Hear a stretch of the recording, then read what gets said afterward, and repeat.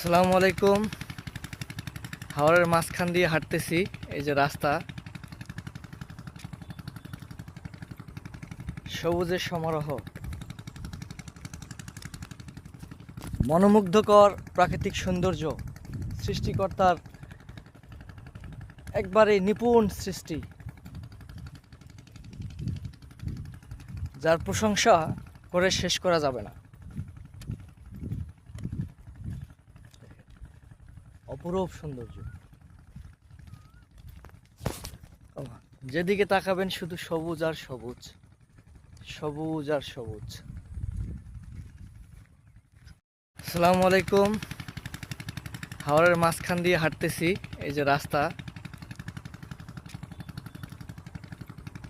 সবুজের সমারোহ,